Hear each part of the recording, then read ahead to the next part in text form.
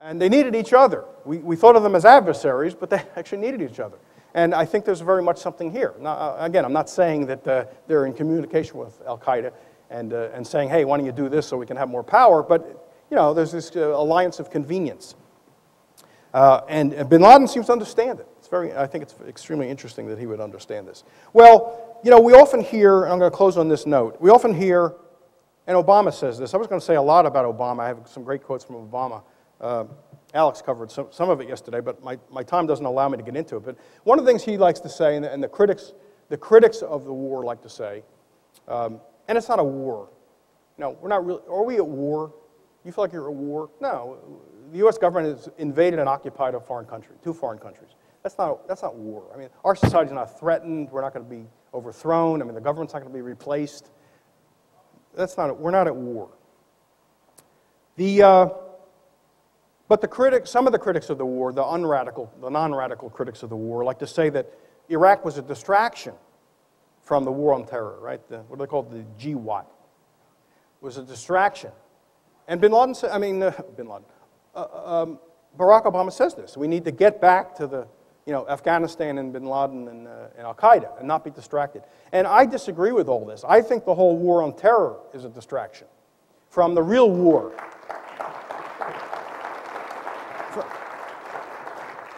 From the real war that we ought to be waging, and here I'm using war metaphorically, not in a military sense, but by that I mean the war on the ruling elite and their foreign policy, which has gotten us into this fix to begin with. So I will end on that note. And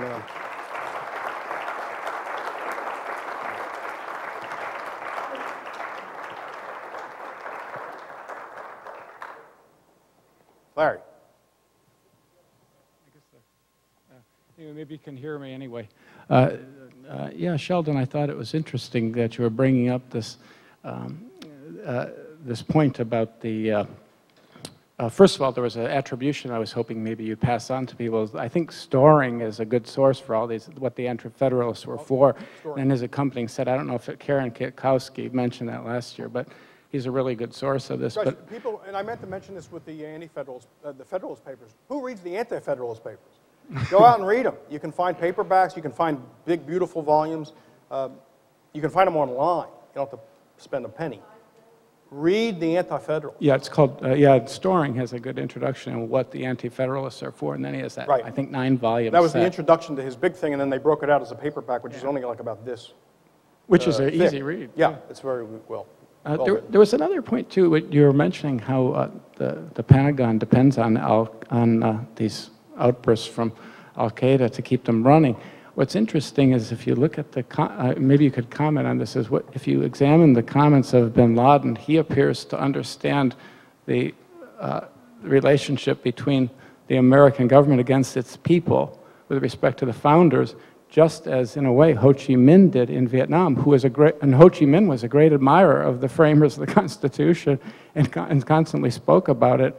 And I sometimes wonder if these people didn't understand the role, the antagonism between the centralized government and the people more than we do. Well, it probably has been in their interest to pay attention to that sort of thing because they are, again, I hope no one is interpreting anything I'm saying as sympathy for anybody that goes off and kills innocent civilians, okay? I shouldn't have to say that. I will say it just because this will be on YouTube or C-SPAN or whatever, not C-SPAN, but I want to make that clear. I shouldn't have to say it, but you do. Unfortunately, you got to say this.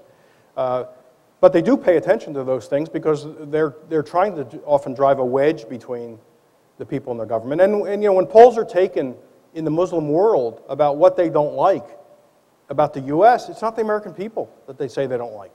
It's very consistent. They don't like the U.S. foreign policy.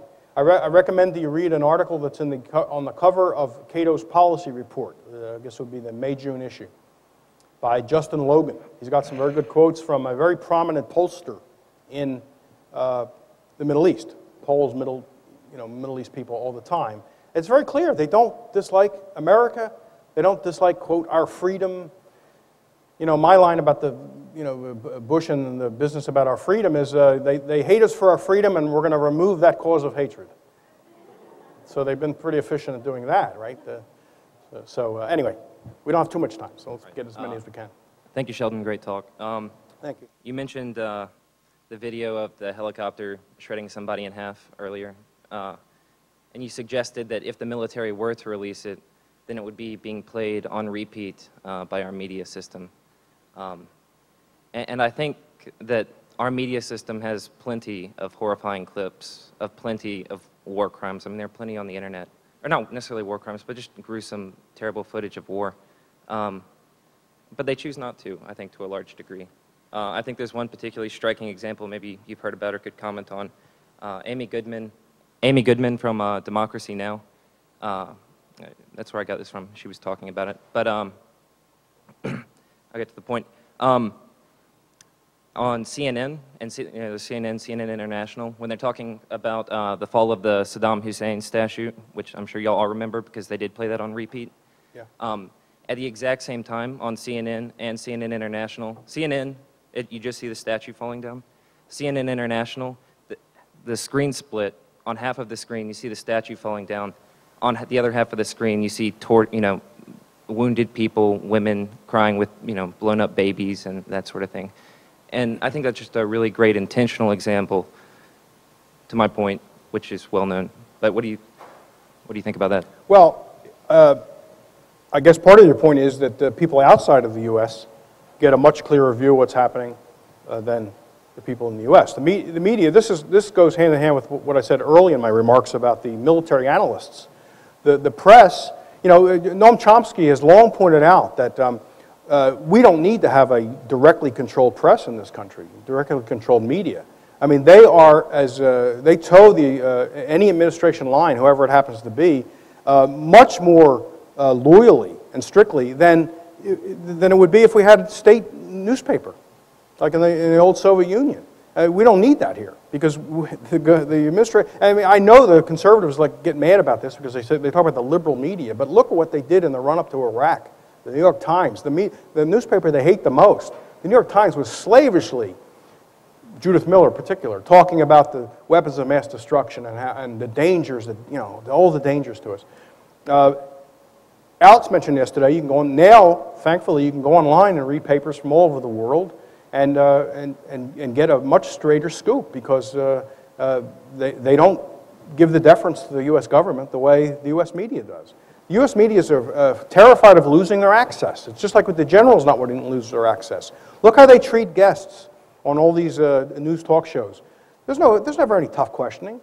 Watch hardball. There's a joke, hardball. It's not even softball. I think you get a concussion from a softball, but no one's going to get a concussion from the questions that Chris Matthews throws at these guys. It's because they want the person to come back for the next week. And they won't do it if they don't like the way they were treated. The deference is just unbelievably sickening. It's hard to watch. Sometimes I just totally swear off it and say, I'm not watching it anymore. And my wife says, good, finally, I don't want you to watch it anymore. Let's watch Top Chef. But you know what? A week later, I'm back. I need help. I need an intervention. And I'm out of time. Thank you very much.